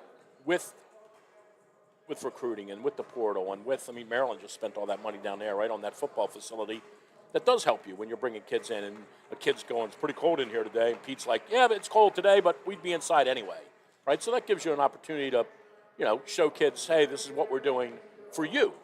As an athlete. 1,000%. I think if you read some of the comments that have come out of my alma mater since that, I think they've joked a little bit about, well, in this new revenue sharing era, maybe we wouldn't have done this, maybe we wouldn't have done that, right? So I think we're obviously in that era, and we're entertaining some of those projects. So we're going to be measured in our approach. But despite your love of the Towson Center and how charming you find that gym to be, I do think we have some really nice enclosed square footage, and again, under Dr. Mark's leadership, the Towson Center has become a much more dynamic space for us. We opened a second weight room. There was an old kinesiology classroom. Well, under his leadership, we opened a brand new health professions building, and so shockingly, there was not as much need for the out of the way kind of space in the Towson Center, and so we've inherited of that, and we've been able to do a lot with it. When we go through this capital project and renovate the field house and also the training room in the Towson Center, having 2 training rooms offline is going to be a problem. Well, the old racquetball courts are going to convert into a swing space that will become a temporary training room for us, right? So we have the opportunity to do that because of the footprint, but then also because of the leadership that supports us. So very exciting. Steve Eigenbrot, Towson Nice. Athletic Director. It's great to see you. Appreciate you guys having us over Appreciate here y'all today. coming out here. Absolutely, man. Go We're happy to Tigers. be here. I think Let's are go we get the a only game at 12:30 today on the first I would day? have to imagine that's the case. And I look, man. Like, what is there a reason? Is there? Well, we're just trying to get out of town quicker. We're right? trying to be creative. Yeah. It's going to help Pat get out of town. Yeah. That's what he thinks the answer is. Yeah. But you're going to have about 800 students Field trip. field Yeah. trip. Yep. That's so, awesome. So I we're was excited just about at that. Princeton awesome. last week for a men's game. Princeton played Vermont, and it was their school day, and junior Tiger Day or whatever. Yeah. It was awesome. Yep. It was swamped. Yeah. That means that when they hit the 67 points today, we can expect that just this place is going to go insane. Yeah, This or is gonna- 6-2-7, depending. Yeah. You know, Yes, how yeah, high scoring something. we get. Yeah, something like Yeah, that. yeah. Steve, thanks for coming over and Yeah, hanging appreciate out. y'all. Really appreciate it. Thanks for having me. That's Towson Athletic Director Steve Eigenbrot. Am I taking a break? What am I doing? We can take a break. We'll take a break. We'll come back in. Ben Solak from ESPN is going to join us next, share his thoughts about where the Ravens go and why it might not just be coaching that was the issue. Drew's here. It's Glenn Clark Radio. The weather's getting cooler, so when you and your family are picking out a place to dine, be it lunch or dinner, let's make it nice and easy. Now, with 2 great locations, the Costas Inn remains your #1 destination. Whether you want to get steamed crabs and the full Costas menu out at the original location at 4100 North Point Boulevard, or sample the complete menu minus the steamed crabs at the new location above the grandstand at the Timonium Racetrack, Costas is your place to go. Check out the website, CostasInn.com, for a look at the menu, and if you want to plan that crab feast, call 410-477-1975. The Costas Inn. Get in the game with Volo Sports. With over 15 sports to choose from, join a league or grab a Volo membership for discounted play, free daily pickups, fitness classes, and exclusive events. But the best part? A portion of every league fee helps the Volo Kids Foundation provide free sports to over 5,000 kids across Baltimore City each year. Don't miss out. Early pricing for the winter season ends December 12th. Final registration deadline is January 15th. Sign up now at volosports.com/Baltimore. Gambling can be a fun and entertaining experience, but there are risks involved. If you're planning on betting on the game at the casino or on your phone or computer, know your limit, stay within it. Set a budget and a time to stop. Remember, gambling isn't a financial solution, and it doesn't mix well with alcohol or drugs. Know the risks and have a plan before you begin gambling. For free and confidential services, call 1-800-GAMBLER 24/7 or go to helpmygamblingproblem.org. The latest edition of Pressbox is available now, and it's our annual Best of issue, celebrating the top people, performances, and moments of 2025 in local sports. On the cover, we recognize 4 of the most significant athletes of the year: Orioles pitcher Trevor Rogers, Navy quarterback Blake Horvath, Maryland basketball star Derek Queen, and our 2025 Mo Gabba Sports Person of the Year, Ravens safety Kyle Hamilton. Pressbox is available for free at over 250 locations throughout the region, including your Baltimore area High's dairy stores. Plus, you can read the entire issue online at PressBoxOnline.com, where you can also find great betting advice and the best daily coverage of the Orioles, Ravens, and Terps. This January, go for the gold at Live Casino and enter to win the ultimate winter experience. Earn the entire month of January, and on Saturday, January 24th, you could be one of 25 lucky winners to take their place on the podium and win a share of $50,000 in prizes, including a trip to the 2026 Winter Games in Milano Cortina. Let the games begin at Live Casino. At Arundel Mills, must be 21. Please play responsibly. For help, visit mdgamblinghelp.org or call 1-800-GAMBLER. Contrary to what some people believe, I actually like this guy when he sleeps. Glenn Clark, talking sports. Live from SECU Arena here at Towson University, it is a Thursday edition of Glenn Clark Radio. Drew Forrester is here hanging out with us today. And today's show is also brought to you by the print issue of Pressbox, which is available at your Baltimore area High's dairy stores. The annual Best of issue. It's free, celebrating the top people, performances, and moments in Baltimore sports in 2025. You can add Brian Flores to the list. That's official Of that he's been. interviews. Okay, And there you go. Mike McDaniel. Mike was McDaniel fired. out. A lot of people sniffing around whether or not that's because the Dolphins are aggressively pursuing John Harbaugh. Apparently, also Harbaugh has said he's not interviewing anywhere next this week. Yeah. Next week is when he'll talk to teams. What do you think about Miami? I would still rather be in New York. I mean, not weather-wise, I'd rather be in Miami, but I don't know who the quarterback's going to be in Miami, so I'd rather be in New York, where I know I have a quarterback. Quinn Ewers. There you go. That's the answer. I think it should be Malik Willis, but that's not relevant to the. You think John would go to Miami? Would he? Yeah, I think he would. Does he value? It's an interesting question. Save it. We'll talk about it later. We got a guest we got to get to right now. Our next guest, of course, NFL analyst for ESPN, and something interesting that we heard him talk about this week when he was on Up and Adams with Kay Adams. That we're all talking about John Harbaugh, and obviously the Ravens made the decision to fire him. But is there a bigger issue that needs to be discussed about the construction of the roster? Ben Solak is with us this morning here on GCR. Ben, it's Glenn and Drew here in Baltimore. Thank you for taking the time for us. How you doing, fellas? We are all right, man. Ben, it's interesting because when I saw, you know how this works on Twitter, I see people sharing the clip, and I'm like, I know exactly what he's talking about. It's the thing that I've been talking about, that I don't know why they keep building the defense from outside to in. I don't think that's the way to do it. And then I watch it, and I say, this is a completely different thought process. Mm-hmm. Your thought process, I start with, is it that the Ravens have been too bullheaded about these are our draft picks, these are the way that we build a team, and that they need to be more willing and more inclined to say, we don't always just hang out onto our guys. We don't just have to have the hubris of, if we drafted them, they have to be good. Yeah, so the tricky thing is that from a 32-team view, from a non-specific view, the absolute best way to build a team is to draft and develop. Draft and develop, draft and develop. Give your guys chances. The cheapest way to get good talent is in the draft. The most likely way to improve your team's standing dramatically is to hit on fourth-round picks, third-round picks, and fifth-round picks. So from an umbrella view, that's great. You go and then you look specifically at the Ravens. All right, you had an elite quarterback there in Lamar Jackson. You nailed it. 2-time MVP. This is it. This is the dream. Time to build around this player on the rookie contract. And the Ravens made some big signings, right? You had like the Marcus Williams deal. Obviously went and they got Derrick Henry. But in general, they weren't as aggressive as we see other teams be on those rookie contracts for those elite quarterbacks. While this was going on, they were draft and develop, draft and develop. And a lot of the starters on this team right now are guys who were drafted. But, and this is always the tricky thing to get across when you're talking about one team relative to the other 32 teams.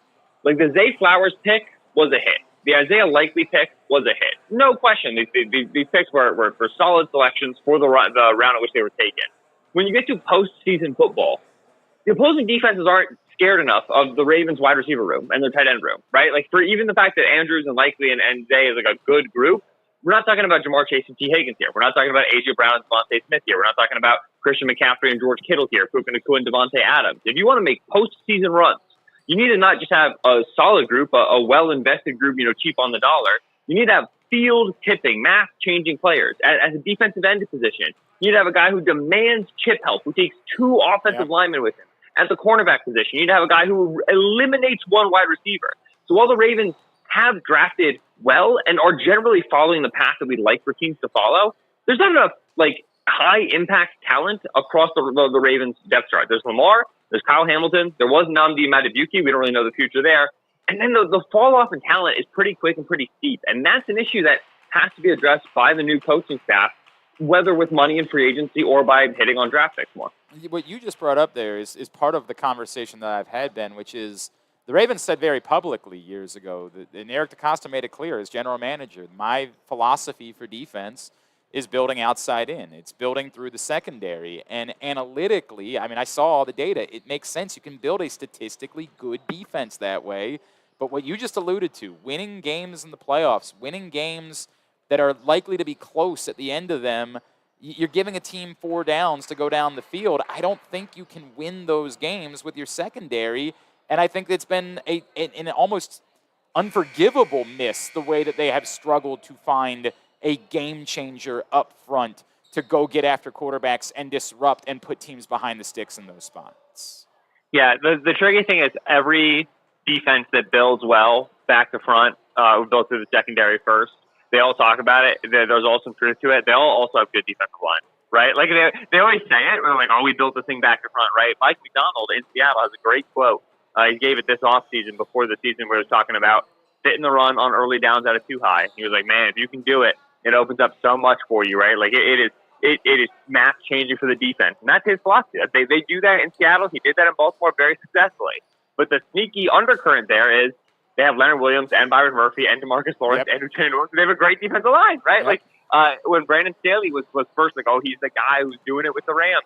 They had Aaron Donald up there in the front, right? And so there is no version of defense in the NFL that is good, that is sufficient, that is playoff caliber, that also has one major weakness.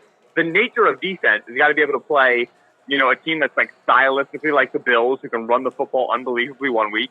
Then you got to play the Jaguars the next week, who are throwing the ball 10 yards down the field, shooting, all these aggressive throws. You got to be able to play the Steelers one week, who put, 7 offensive linemen on the field at once. You got to be able to play the Chiefs the next week, who go 5 wide and spread it out. You can't have any deficiencies. And so it's nice to build back to front. Okay, great. You still have to have impactful defensive line play. You can't get away with it in the NFL.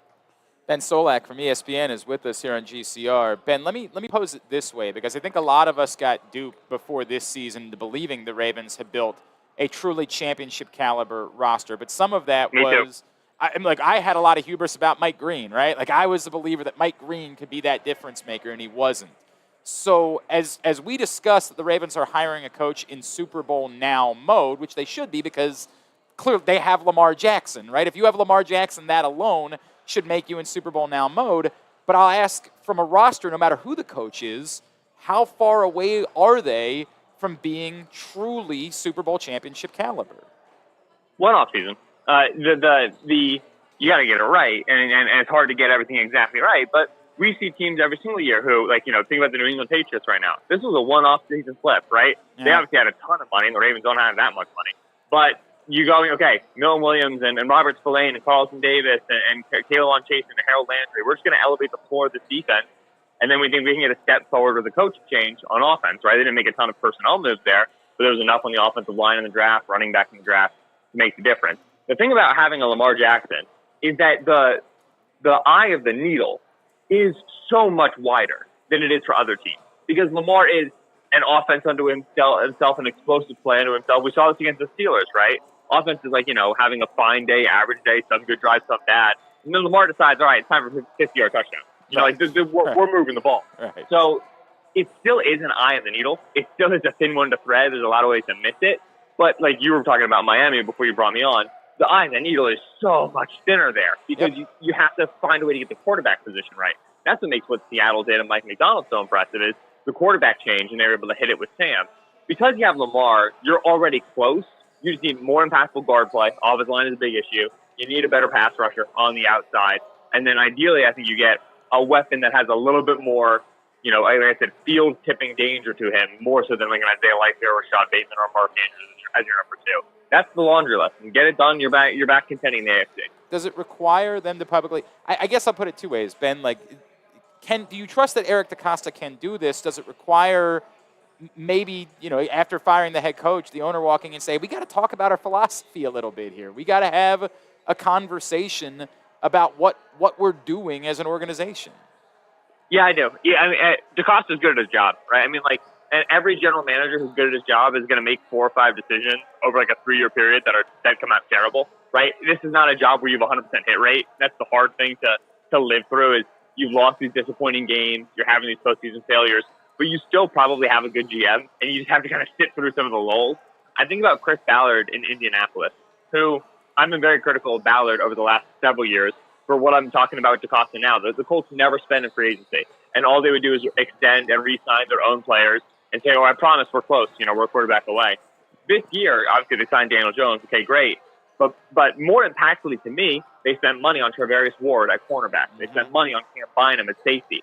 Big free agent deals that they had not been willing to sign previously, because Ballard knew Bill was coming due, right? We got to get a little bit more aggressive here now if I want to remain the general manager of the Colts. I don't think DeCosta's seat is terribly warm, but I do think that there's an urgency that might lead to, future money getting spent a little bit more. You start structuring contracts a little bit more aggressively in order to get a little bit more talent in the building. So I'm hoping that the change at head coach and the frustration with how the season ended leads to a bit more aggressive of approach when we get to March, when we get to those second and third tier, middle tier contracts that allow you to plug some of the holes on this roster. Ben, I'm interested in your opinion on this as a quarterback guy in particular. I would say out loud, like I've said, my guy is Clint Kubiak, right? Like that's the guy that I'm enamored with. But I acknowledge I'm a dummy, right? I don't really know more than the Ravens do. But part of that is I'm always inclined to have an offensive-minded head coach, and some of that is that fear that you'll hear. I absolutely subscribe to the philosophy of you hire a defensive coach and you find the right offensive coordinator that makes it work with your quarterback. And then as soon as you do that, that offensive coordinator is going to be somewhere else, and you're right back shopping. And I just think it's a little bit easier to find strong defensive coordinators if you've got to change them out every couple of years. And I'm not saying that, boy, it would never work. You point out Mike McDonald, obviously working quite well in Seattle. But is there anything to that, and is there someone that you think is a best fit for what should be, the best available job there is? There absolutely is something to that. There are more offensive head coaches than defensive head coaches. Owners are more desperate for offensive innovators than defensive innovators. It is an offense-driven league. If you can find an elite offensive guy, then you get him as your head coach and you lock it into place. There is something to that. However, and this is the part that I think everybody misses, there are two of those guys. It's Sean McVay and Kyle Shanahan, right? Like the way we talk about it implies that there's like 8 of them, that there's 10 of them. I think these offensive minds are so good, we have to secure them at the head coaching spot. And who else would you previously have put up there? You'd have put Andy Reid up there? Well, go talk to a Chiefs fan right now. See how they feel about that offense. We talked about, Matt LaFleur in that way. Go talk to a Packers fan right now. See how they feel about Kevin O'Connell in Minnesota, Mike McDaniel in Miami. Like, all the guys that we said to ourselves, oh, these are further examples of the offensive coaches you have to secure. Well, you go and you look at how those teams, those fan bases feel. It turns out that the truly elite of the elite, you have to lock these guys down early, get them in the building, give them the head coach title, are actually much fewer and farther between than we realize. And so while there is truth to, if we have a defensive head coach, our offensive coordinator is more likely to get coached down the road, you still have to hire the best coach. You have to just try to get the best guy in the building. And then if it turns out that you hire Brian Flores and the defense is elite, but one of the problems, one of the weird trickle-down issues is you have to change over the offensive coordinator spot, then you handle that. You trust the guy to develop the staff in a good way. There's no one correct path to this is the model to find the best NFL head coach. You get 9 guys in the building, you interview them, you talk to the people they've worked with, you try to make the best choice, and you admit when you're wrong. It's a tough gig to fill, got to try to fill it. Is there someone that jumps out to you? Is there someone that you say, this to me is the ideal for the Ravens? I love the Flores idea because I think that Flores could turn that defense around really, really quickly. And I think that, like I said, with Lamar kind of widening the eye of the needle, Lamar is a little bit of an offense unto himself, right? We saw at times Greg Roman succeed in coordinating an objectively bad offense around Lamar. But in general, it's hard to do just because he's got such magnificent dual credibility. So I do like Flores for it. I do think there's, like you talk about Clint Kubiak and Mike McDaniel, some of these Shanahan guys. We always move away from the Shanahan dudes when it comes to mobile quarterbacks. Like, oh no, they're more so for the pocket masters. I think Lamar would be great in either one of those offenses. I think he would add a level to it that you haven't seen previously. So I like those two. And then I do think Kevin Stefanski is a good CEO coach and a good offensive coach, and has endured a lot there in Cleveland and learned a lot. So the top names to me all make sense. Well, and if he can bring Jim Schwartz with him, I'd be very, very interested in a combination of Stefanski and Schwartz. And I'll add on Kubiak, and maybe it's nothing, but I really am enamored with simplifying. I love simplifying football. You've got a guy that's a difference maker, as they obviously have in Seattle. Just keep throwing the ball to him. Keep. I love that about an offensive coordinator. Don't overthink this. That guy is different than other human beings. We need him to have the ball a million times. Yep, and that Shanahan tree is always very good at, okay, we have a guy, here's our 8, 9, 12, 15 different ways to get him to his layup. Yep. It's something that Todd Monken, who I generally like, I like Todd Monken as a coordinator. I've got, I don't think he's the best, I don't think he's the worst. But one of the things with Monken that was always a struggle for me is Monken's not good at layups. All right, this is the Isaiah Likely play, this is the Zay Flowers play, how we get these guys to their spot. Shanahan guys are really good at getting guys to their spot. Ben, what can we plug for you, man? ESPN.com. I got a piece out about the elite defenses in the postseason. Mina Kimes show featuring Lenny. That's the podcast I'm on previewing the wild card round. Benjamin Solak on Twitter is where all the stuff lives. Man, I really appreciate taking the time for us. We'd love to do this more frequently. Enjoy your work. Enjoy your content. Thanks for hopping on with us today. Thank you, sir. Enjoy the playoffs. That is Ben Solak, NFL analyst for ESPN, with us here on GCR. I was really worried. I was really worried about what Griffin might have had in his bag. I was very concerned for a second. Like, did you bring your? It was good. I think. Did you bring your? Well, it's legal now. That's true. That's a good point. That Yeah. couldn't be what he was looking Right. for. What did you have in there? I didn't. I wasn't even. I was You're like focused some on the brute- guests. some I didn't. brute he like cologne or- walked over. Oh yeah, the dog came right up. Oh, really? Gave it a nice sniff. Does he need to see me? I don't You know. got some brute cologne in there? I or don't something? think so. I don't know what's going on. All right, who do you still want to see added to this list that the Ravens are going to talk to, Drew? Well, I'm a little surprised Jesse Minter's name hasn't I'm surfaced stunned yet. that it's not on there yet. Is it Obviously, just because but they have a game again, this week, or is No, here's what I think. Now, look, I could be totally wrong on all of this stuff, but I feel like they have 3 or 4 guys that are that they know they're going to talk to. Yep. Frankly, I'm a little surprised at the Brian Flores name because I feel like there's a little bit too much baggage with him. But you know, they're from a football competency standpoint, no question. But the lawsuit and all that stuff, I just feel like that's a little. It's not something the Ravens would squeamish do. Yes. to me. Yeah. But whatever. But I feel like this first group of guys is an introductory group with a couple of Weavers and Kubiaks. We know we want to talk to these two seriously. Mm-hmm. This is conjecture. I don't think they're serious about Davis Webb. I don't really think they're serious about Van Joseph. I just don't. But the next guys, Minter, maybe Mike LaFleur, maybe Chris Shula, those next guys, we know we're going to interview those guys. Well, and obviously you don't have to put in a request to interview Kevin Stefanski because he's Correct. unemployed. Right. So I don't know. It might very well be that Right. they've already reached out to Kevin Stefanski. We just don't know that because you don't have to formally request an Right. interview with Kevin Stefanski. But I Right. think it would be insane to not talk to Kevin Stefanski. I'll run So this the, one. So the one thing I wanted to ask you, or I said this Yeah. before, like we were talking about you're talking about the retread versus the new guy concept, right? And now you got Mike McDaniel thrown in there, Yep. and who I'm Yeah, 99% sure they wouldn't bring him in as a head coach, but certainly as an offensive coordinator, like me, he's going to have some appeal. I really feel like now Stefanski is definitely an interesting name. I know he has the Browns stink on him.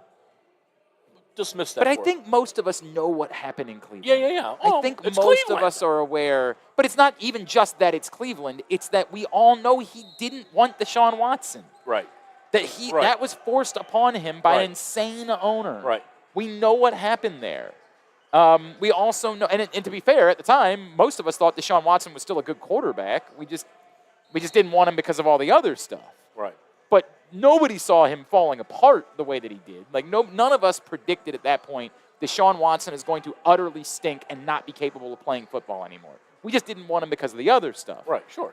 This year, the only thing that to me is really interesting is what really happened with Shedeur Sanders. Were you openly trying to sabotage that? Because that seems outrageous to suggest, and I always think it's less interesting, but I would really want to pull him to a room and say, were you pissed off that they took him and you had no interest in it, and what was that? Because all of it stunk. Like, all of it smelled. But don't. Okay. Like, I'm not it's disagreeing totally with that, possible but the don't you wristband thing think- is just nothing, but like that, how does that happen? That you send somebody out with the wrong wristband? How does that occur? Right. Like that. Right. So the question. So your question is more about. And I'm not saying you're wrong. The record to me is irrelevant. No. Yeah. But I'm saying I'm not talking about the Shedeur Sanders Yeah. thing, right? I'm not saying you're wrong on this. But what I'm saying is, are you saying that if somehow you uncovered that he like purposely intentionally tried to stick it up that kid's rear end, and not even the kid, more the team. Like the team. Okay, like fair I enough, didn't right. want I this. was wrong to say that. Right. And look, maybe no. he hated the kid. I think No, it was more. but I didn't want this. It's a little bit like what we would always joke around about with.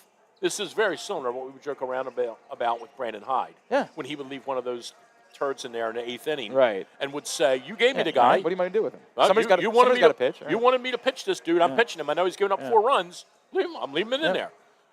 You're saying that if you found that out to be true, you would hold that against him. That would be tough. It Okay. would be tough. I think we can all I understand don't the disagree, insanity but- of the Browns. But what I would say would be that that would be my counter. If I were his agent, I would say, not to sound like I'm in A Few Good Men, but I would say, look, we're willing to concede he probably did. He probably did do that. But here's why. Right. He was. I get it. Eternally pissed off with Jimmy Haslam. He was. You could go through the whole thing, right?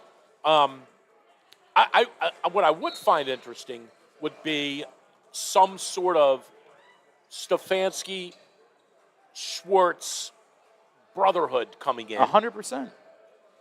I would find that interesting. Of course you would find that interesting. Because I don't know what Schwartz is, 50, 60? Yeah, something like He's that. my age, right? 55, 60, somewhere around there. I love how you're making yourself 55. Yeah, it's my age. I'm 50. Well, I'm 55. I He's feel 59. 50. I feel 55. Yeah. Do you? Looks I like feel. I feel 55. I would just to add to that the element McDaniel because thing is very we have to wrap. interesting today. The McDaniel thing is very interesting because he's a guy. You know, the one thing you would say about Lamar, and well, not you, but the one thing that is very sort of well known. But I mean, the one thing that's known about Lamar is he's very much just let me do what I want to do, not in a dick way, but in a look. I know how to play football. Right. I don't need to be overcoached. And Just let me do it. McDaniel McDaniel will do a that. very laid back. I think I can see that fit. I think there's understand an the interesting synergy there between. But I those would two. say that's also part of the Stefanski conversation. Is if Shedeur Sanders, if Lamar calls Shedeur Sanders, but Tyler Huntley and Shedeur are very close. They call, and Shedeur Sanders says, "Dude, that dude was screwing with me." That's a really impossible thing to overcome. Almost like you better know exactly what the story was, because if your players think that you were screwing with a guy's future, screwing with a guy's that ain't gonna work. Like that will not work on day one. Your players will not be okay with that. So you better be comfortable that you know the entirety of the story, exactly what happened. What's the best fit for John? It's New York. I don't agree with Why is it not New York? Well, let me stop. I don't know what all the openings are yet. I mean, that's fair. If Green Bay becomes open. And I do believe that's why John's waiting for the weekend. I think John's been tipped off. John's guy has been tipped off that if something goes wrong in Buffalo or something goes wrong in Green Bay, that those can become available. So, John, do you think Green Bay would get rid of LaFleur? I do. Sure. Yeah. Given the Micah injury. I understand, but they thought they were going to win the Super Bowl this year.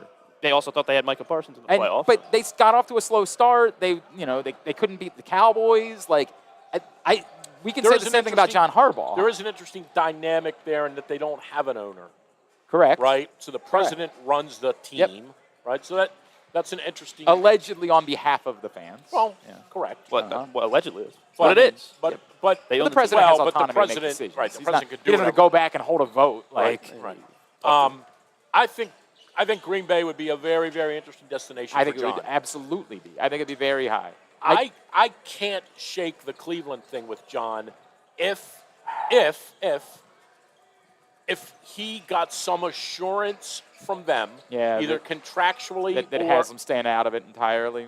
And that may not be feasible, but also if you're Jimmy Haslam and this comes along and someone says to him that he values, it'd be like saying the same thing about our president. Yeah, maybe he doesn't have this guy. But if Jimmy Haslam has someone who says, dude, you can get John Harbaugh. All you got to do is be sane. Correct. Can you do that? And I don't know if he can. And that's also part of why I think that the people around John Harbaugh would say, even if he says that to you, he's lying. You cannot take that job. Okay. You can't. I understand everything you're saying. I can't shake the Cleveland thing as John's best opportunity to come in here twice a year. I understand. And I would even say that I think John Harbaugh would be interested by that. I think the people around John Harbaugh would say, we're not doing that. That we're not doing that. I don't know, man. I think John is stubborn. I think John would say to his agent and anyone else, his wife, anybody else, I don't care what you think. I want to go in there and I want to be the first coach to ever take them to the Super Bowl.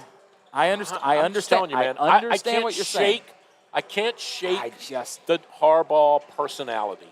All right, let's do this. Let's get a tidbit quickly because we do have to wind things down. Is there food here or anything for us? The media? No. Well, just for us. I mean, you and I, not Griffin. Is it dollar hot dog day or is it just dollar beer? I think it's just dollar beer day.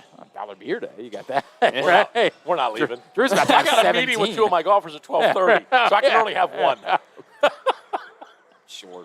I can't go marching in there with booze on my breath. Tidbit is brought to you today by the Stan the Fan Variety Hour. We did a show with Stan earlier this week talking about the Ravens moving on from John Harbaugh. And as the Orioles make news, Stan will be checking in with you and Luke and Ross Grimsley. His shows, as always, are brought to you by the Costas Inn. 2 great locations, the OG on North Point Boulevard and the new location in Timonium at the Grandstand. And the Costas Inn is a very special event coming up at the original Costas Inn location, where Rick Dempsey will be there January 22nd from 6 to 8 p.m., signing autographs, taking pictures, telling stories. Rick Dempsey, January 22nd, 6 to 8 at the OG Costas Inn. I believe Coach Skerry mentioned one of them. There are 3 Towson Tigers in the 1,000-1,000 club. 1,000 points, 1,000 rebounds. Jarrell Benjamin. No. 1,000 points, 1,000 rebounds. 1,000 points, 1,000 rebounds. 1,000 points is 4 years, $250 a year, 25 games, 10 points a game. Chuck Lightning. No. No, he didn't have any rebounds. That I'm sure he had at least one. 10 points, 20. Denard Abrahams. No, not Denard Abrahams. Glenn's cheating now. No, they don't have it. They don't have it in here. I was looking. They don't have it in here. They have one of them on there. Who Do was they? their, who was Yeah, their, but it was kind of hidden. Yeah. who was their best? Skerry coached one of them. Scary coached coach. one. Charles, whatever his name was. Thompson. Yes, Yeah. Charles Thompson. Okay, Charles he was a Thompson, nice player. one of 3. He wasn't The nice. others got to go back to the 70s. They played together. Oh, forget about it. Come on, 70s. None of us were alive. That was they? Were they Well, I even- was, Were but- they even Division 1 in the 70s? Probably not. I don't think so. They weren't? When did they become I don't D1? think so. All right, Pat McKinley, Brian Matthews. Sure. Yeah. That was your tidbit. That's what you Where had. look where we are. Yeah. I have to. You had to That's a come up with flop. something, I we have could, to. but we could Flop. actually come up with the answers. Well, you got Charles Thompson. Great, we did come up with that. Fine, name one of the 3 who has played the most games in Towson history. Lee. No. Kirkley? Yeah. I think he was only here No, 3 not years. Kirkley. Oh, really? I think. Okay. He's outside the top 10. Yeah, and Gary Who did Neal they was have? 4 What was the years. kid's name? Brian. What was that kid's name that played like? Fobbs, Fib. No, Brian. Was it Morris? Oh, Brian Morris. I remember Brian Morris. Brian Yeah, Morris? he was No, a not guard. Brian He was a nice Morris. player. Well, no one knows. Yeah, they moved D1 in I 79. mean, we're starting to get dummy. pissed off here. What's the answer? All right, fine. I guess there's 1,000 then. Yeah. Most games, also Charles Thompson. Oh, okay. 150 games. Towson record. 151, sorry. I guess- I didn't realize he was that legendary. Well, they also play more games. yeah, 32 games, yeah, then, right? Whatever. All right, you want to do the most points in a season then? Jesus. Fine, that's going to be the last one. Most Well, that's points in the Kirk Lee. season. Kirkley's second. Jarrell Benjamin. Not Jarrell Bennett. Is it somebody whose name we've said? Yeah, it is. Gary Neal. Gary Neal, 810 and Oh, wow. 07. There we Okay. go. There we go. Kirkley has this number 2 and 3, though, on the Dude, list. Kirkley is before your time, both of you. Yeah. Dude, I- Kirkley was good as He was only a little bit before my time. I was alive. Dude, like I was. Kirkley was really He was good, a hell of a man. player. I agree Holy with that. cow. He was like He was a Reggie. hell of a You know player. Reggie Holmes, kid plays for Coward Hall. Oh, I didn't know that. I said Oh, to that's Reggie Holmes. dope. I said to Reggie Holmes. I said there were 2 white guys in the building the night you 100%. set the record.